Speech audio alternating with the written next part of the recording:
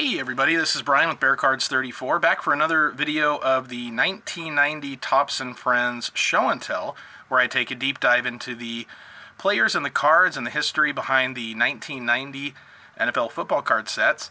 On the right there, I have a Charles White rookie card. Just wanted to acknowledge his passing, unfortunately, last week. He was a great college running back at USC, drafted by the Browns, and his career was kind of looking like, a very mediocre NFL career. And then suddenly in 1987, he was the NFL's leading rusher that season and had just a fantastic year, comeback player of the year. Great season there. And I remember that as a little kid. I remember watching him in the Pro Bowl that year. So just a great story there to find a home in LA after the Rams traded Eric Dickerson and just having a fantastic season. So unfortunately, he passed away last year. So we're going to go ahead and start off with the Cincinnati Bengals, who were 9-7 in 1990, the year these cards came out. They won the wild card playoff game versus the Houston Oilers, but then they lost the divisional game versus the Raiders. That game was quite notable for another reason as well that I'll get to soon. But the Bengals would not win another playoff game until 2021, just last year when Joe Burrow led the team to the Super Bowl appearance. The head coach, the late Sam Weish, who started as head coach for the Bengals in 1983, he would coach one more year after this with the team, so 1991 was his last year with Cincinnati. There was one 1,000-yard club card for the Cincinnati Bengals. Actually, there were two, but one I'll show right now, Tim McGee. And Boomer Studies the Defense was the team card. Boomer Esiason was also the AFC passing leader for 1989. The 1990 Young Superstars set from Score included Ickey Woods, and he had been a superstar his rookie season, one of the best rookie seasons for a running back in my lifetime. However, a serious injury in 1989, early on in the season, basically cost him his career. He still played for the Bengals for a few years, but not quite the same. I do have his starting lineup card from 1990 as well. He really had a great rookie season. The Ickey Shuffle was very popular, but I remember when he came back, he just wasn't quite the running back he had been before, and he did score a few touchdowns, but they had kind of changed the rules so that he had to do the dance and celebration on the sideline. Wasn't quite the same, unfortunately, but some great memories from that 1988 rookie season. And Anthony Munoz is the Hall of Famer from the top set that year. And there's also an Anthony Munoz Fleer All-Pro insert and a David Fulcher Fleer All-Pro insert. They also were both included in the Score All-Pro set. So we had Anthony Munoz and David Fulcher. The Bengals in the 1989 season for the 1990 Pro Bowl had a whole bunch of Pro Bowlers, very talented team. So we had Anthony Munoz, Max Montoya, who in 1990 signed with the Raiders, tight end Rodney Holman, Boomer Esiason at quarterback, and of course David Fulcher right there at safety. The Bengals did have a couple of players on the team from my home state of Utah. They played their ball at BYU. Leon White, linebacker, and Jason Buck at defensive end. And there was a hot gun card of Boomer Esiason for Score that year as well. While the Bengals did not win a Super Bowl in the 80s, they had a couple of good games against the Niners. So these are the Super Bowl Supermen that were included in the Pro set from 1990. Outside linebacker Reggie Williams. Stanford Jennings, who had a great kick return. I still remember Sam Weish mic'd up for that, yelling, "Go Stan, go Stan." It was pretty fun to see his reaction there. Lee Johnson, who also played at BYU as a punter. David Fulcher, Ross Browner, the late Ross Browner, Anthony Munoz, and the late Dan Ross at tight end. We also had three of the Pro Set Collectabooks, one of which was Ickey Woods, and we can see him doing the Ickey Shuffle right here. So Ickey Woods, Boomer Esiason, and Anthony Munoz all had Collectabooks cards right there. My favorite non-Chicago Bear up until Barry Sanders entered the league in 1989 was James Brooks. He's one of my all-time favorite players. I loved his game, super talented running back. So these are his Topps 1,000 Yard Club and Stars and Stripes cards. I also do have the Topps Tiffany, which these were limited edition, and have that of James Brooks as well. And that was the only year that Topps did Tiffany. Here's his Pro Set, his 1990 Pro Bowl card, his Scorer card, Ground Force, Fleer, and Action Packed. In 1990, he made his 4th Pro Bowl. It was his final 1,000-yard season, and he averaged 5.1 yards per carry. He finished with over 15,000 net yards in the NFL and still holds some Bengals records, including rushing yards per carry for a career at 4.8, and for a season in 1989 he averaged 5.6. So big fan there of Reggie Brooks. So at this point, James Brooks was starting to get older, even though he had another great season that year and the year before. Ickey Woods with his serious injury. The Bengals decided to draft Harold Green at running back to kind of take over the mantle from James Brooks when he was done. And so Harold Green was a second-round draft pick out of South Carolina, which you can see on his scorecard. This is his Topps traded rookie card. And also he has this Pro Set card as well. So his rookie season, he played in 12 games. He had 350 yards. He was definitely considered a backup at that point of time. However, by 1991, he was the team's leading rusher with 700 yards, splitting time with James Brooks in his final year. And then James Brooks went to the Browns via Plan B free agency, and Harold Green took over. His best year was in 1992, where he made the Pro Bowl. He had a great year that year, over 1,000 yards rushing. However, in 93, he only averaged 2.7 yards per carry. And by 94, he was a backup, not playing very much, and he only averaged 2.9 yards a carry, so not much better. The interesting thing is, in 1993, he set an NFL record for the lowest yards per carry with 200 or more carries. So not a great record there. However, he had really shown promise his first few years and just kind of fell off after that. He was back up to almost 4 yards a carry in 95, and then he went over to the St. Louis Rams, but finished out his career with averages of 2.2 and 1.9. So he was very up and down in his career, but he did rush for over 4,000 yards and had over 1,600 yards in receiving yards as well. So next up, we've got James Francis. Francis was the 12th pick out of Baylor. He did make the all-rookie team in 1990, and he had a 10-year career, 9 of those with the Bengals. He was one of the better defensive players for the team in the 90s, and there was a very solid 4-year stretch from 90 to 93 where he did really well. During that time, he had 17 interceptions, 19 quarterback sacks, 5 forced fumbles, 4 fumble recoveries, 2 defensive touchdowns. So he was quite productive in the NFL. His final year, he played for Washington. All right, next up we've got the 1990 LA Raiders. They had a really good year in 1990, the year these cards came out. They went 12-4, which was first in the AFC West, and they won the divisional playoff versus the Bengals. But like I mentioned earlier, that game, it came at a cost. So they lost to the Bills in the next week 51-3. Yes, that's right, 51-3 in the AFC Championship game. But the Bills did beat the Bengals, and that was a game that became very well known. Later on, the next year, we had the newsreel from Pro Set, which mentioned Bo Jackson's career being in jeopardy, and that was his last play. That's a picture right there, actually, of Bo Jackson's last ever carry. And you can see there, Kevin Walker, the linebacker for the Bengals, he was trying to tackle Bo Jackson from behind, and Bo is big, he's strong, he's fast, he's athletic, he's hard to bring down, and Walker just grabbed onto his leg and kept holding. And I think for Bo, just his hard running and not quitting, and anyway, his hip was injured very badly, and that injury led to a degenerative bone condition.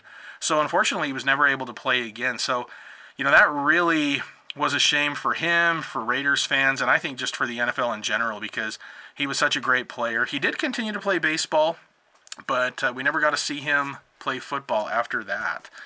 Another interesting card from that year, and I will mention Art Shell, the head coach. He was the 1990 NFL Coach of the Year.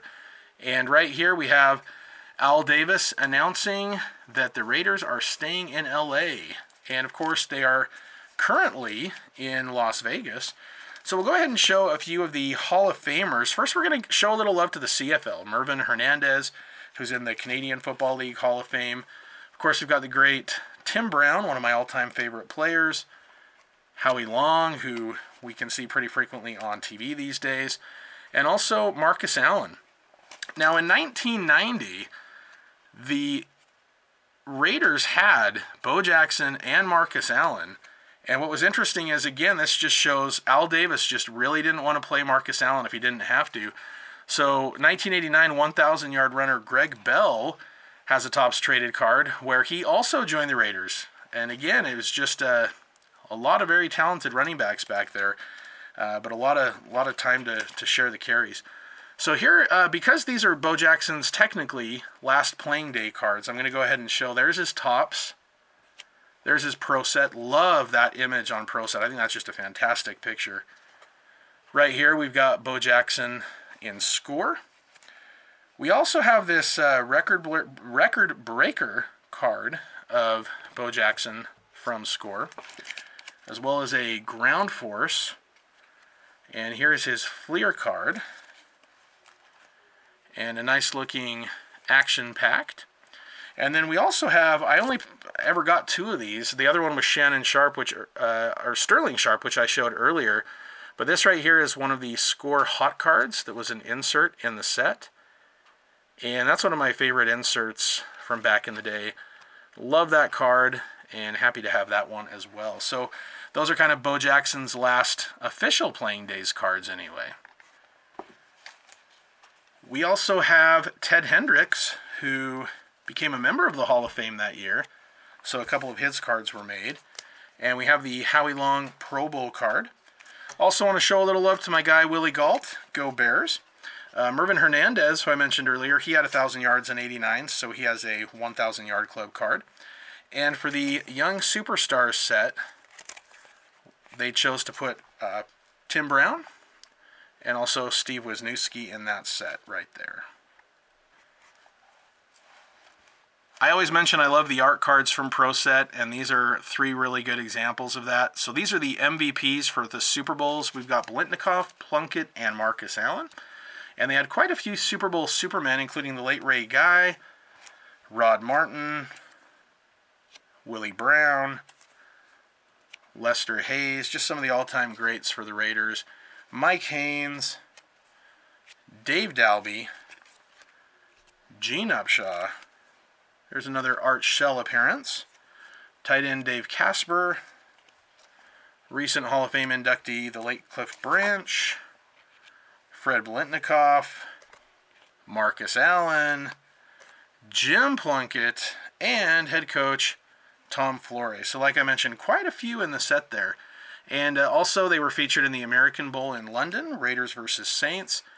And John Madden showed a little love to the Raiders, including Marcus Allen, center Don Mosbar, Greg Townsend, and Steve Wisniewski. And this was a really cool insert card right here. This is the Jim Plunkett Action Packed. His parents were both born blind, well, not born blind, but they were both blind. I think his mother became blind in her late teens. But anyway, this is the first Braille card, and it mentions his Super Bowl MVP award. And so that's a pretty great card from the early 90s. Next up, we'll go ahead and show a rookie card of Eddie Anderson. He had a handful of rookie cards. So Eddie Anderson was a 6th-round draft pick back in 1986 by the Seahawks. He only spent 1 year there, and then he spent 11 years with the Raiders in LA and Oakland.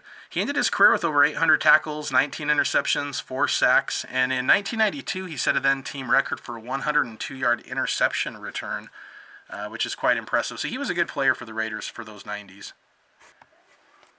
And I'll show the action packed as well. Then we do have a couple rookie cards of kicker Jeff Jager. So he was a third-round pick out of Washington by the Browns. He was an All-American in college. Drafted in 1987, he made the All-Rookie team. He had a 12-year career, including his last 4 years with the Chicago Bears. He retired after the 1999 season. Remember, he had had some injuries that year. But in 1991, he was a first-team All-Pro, and in 1993, he was the NFL scoring leader.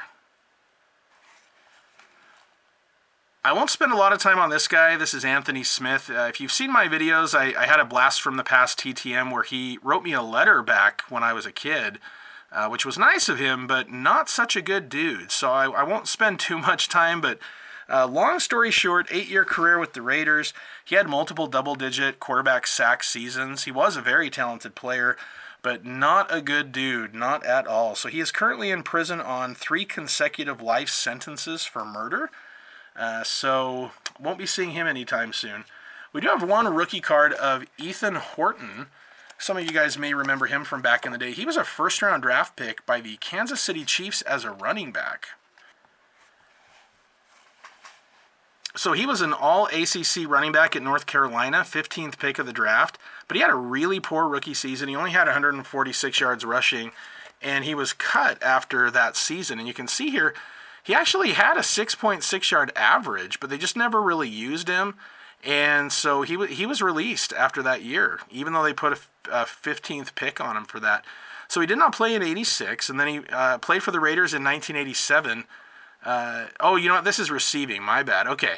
But he didn't, I don't remember how much he rushed for, but I think he actually received more. Yeah, I think he rushed for 146 yards that year.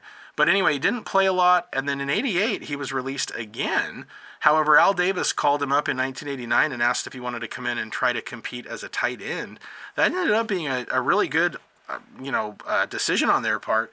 In 1990, he had 33 catches, including a really key 41-yard touchdown catch in the playoff win versus the Bengals. And in 1991, that was his best year. He was named to the Pro Bowl as a tight end. And his final year in 94 was with Washington. But a nice little story there of someone who you kind of think is just out of the NFL twice, made it back and ended up in the Pro Bowl. So good for him. And then the last card, this is from the Score Final 5 insert set. This is Demetrius Davis. So he's a tight end out of Nevada. I had never heard of him before, but he was the 331st pick by the Raiders. He never played an NFL game, but he did play a few years in the World League of American Football for Barcelona. All right, next up we've got the Indianapolis Colts, who went 7-9 in 1990, the year these cards came out.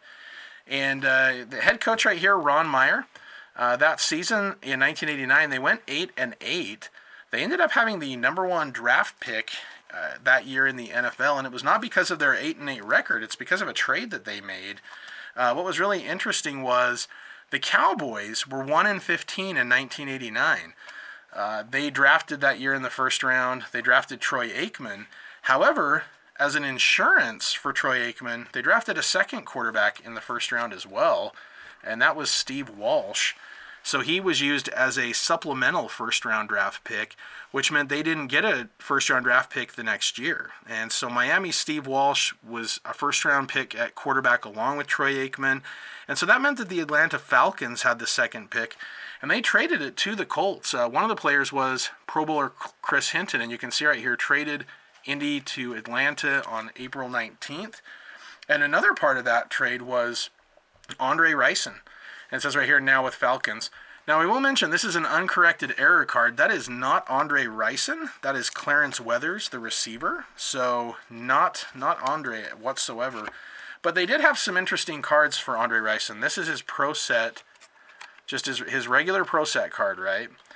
Then they came out with another version of it with the traded stripe. Again, same date as Chris Hinton there, and the back like that. But then they also had this version, looks the same with the traded, but then it has this big detail about the final update set that they'd be putting out, as well as why they changed the Andre Rison card to have this stripe on it. And then, of course, in the next series, they had Andre Rison actually on the Falcons. There were also a couple other Pro Bowlers along with Chris Hinton. We had Ray Donaldson, the center, and then also this Eric Dickerson card. And these are actually a short print. Maybe not quite a short print as once thought, but they are a short print. So the Pro Set group had to pull these cards from production because of a contract dispute. So I had the Pro Set complete set, all 750, 850 cards. It's a big, big set, but I was missing just this card. And I remember when I got back into the hobby, back in around maybe 2014, 15, that I picked up this card on eBay or Amazon. So I was really happy to finally be able to include that in my collection. So Eric Dickerson is a Hall of Famer. They don't have a Topps card of him for that year. This guy's not in the Hall of Fame, but I love Stanley Morgan. I think he's a great receiver, and he played his final year with the Colts, so I just wanted to show that card off real quick as well. They do have a Pro Set Super Bowl moment of Jim O'Brien kicking a field goal to win the Super Bowl. What's funny is they don't have a Colts MVP card because Chuck Howley is the one guy who won MVP even though their team lost. So Howley for the MVP card. Ted Hendricks, they did include him on the Colts and the Raiders for the Super Bowl team. Eric Dickerson has a collectibles card as well. One rookie I wanted to mention for the Colts, this is Jeff Herod's rookie card. He was actually drafted in 1988, ninth round draft pick. He was considered undersized, but he was a two-time second-team All-American at Ole Miss. Planned to join the Marines after college, but the linebacker coach for the Colts, he had seen some film of Jeff Herod and told the Colts, hey, if we draft him, I promise you he'll make the team. One thing that's really cool about Jeff is he is the first cousin of Mr. T. And I don't have a Mr. T card, but I do have a Mr. E.T. sticker. So we'll go ahead and put that in there for him for this little biography of him.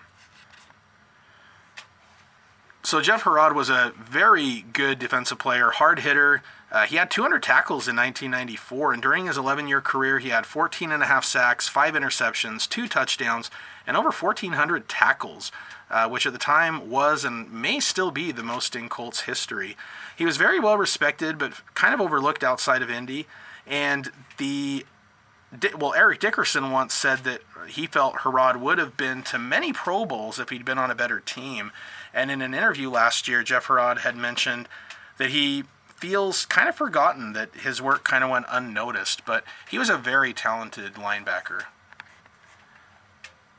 Last up, we've got the number 1 pick in the 1990 draft, Jeff George, quarterback from Indiana.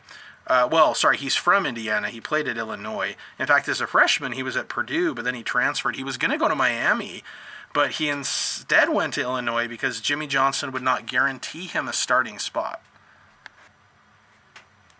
Now, I don't know if that had any kind of an indicator, but he definitely burned some bridges at some of the teams he was at. I know that he went on to play for the Colts, right? He had 35 touchdowns and 35 interceptions in college, but he was still the number 1 pick because he had a big, strong arm and a lot of potential and had shown improvement his final year there. He had the biggest rookie contract in NFL history up to that point when he was drafted. In 4 years with the Colts, he only went 14 and 35 with 41 touchdowns and 46 interceptions. And he was refusing to report to training camp in 93, so he was traded to the Falcons.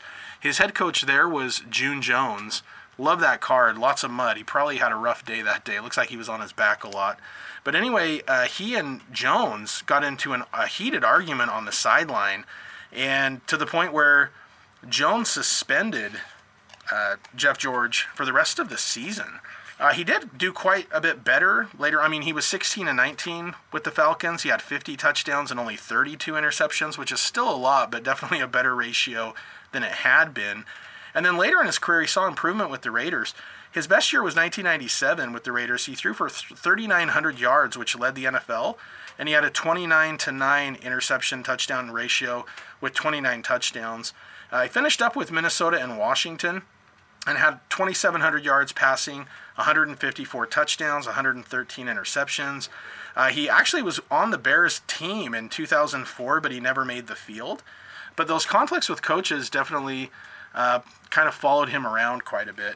So one thing I want to show you guys is, with this is his Pro Set card, right? And it actually shows him holding a prototype, which is this card right here.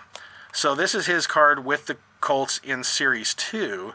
And then this one right here, they're both card number 669, but you can see they have different variations. And there's also a gold or a silver version of this card as well that I might try to get one of these days.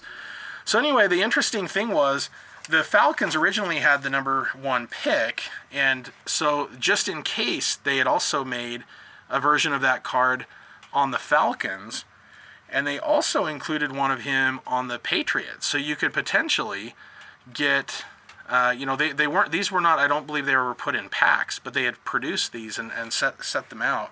So there are some different variations of his rookie card there as kind of the what ifs, and he actually did end up going to Atlanta.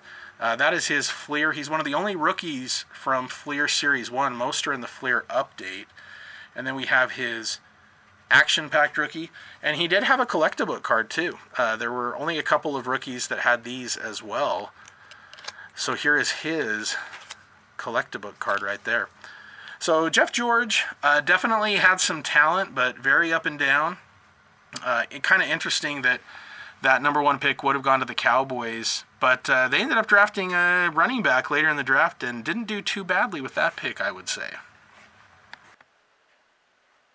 All right, so if you're still with me, we're going to open a pack of Topps and a pack of Action Packed, and I'm going to tell you real quick. So my daughter had ripped the last pack, and this one had a bunch of wax on the back, and it's not really worth anything.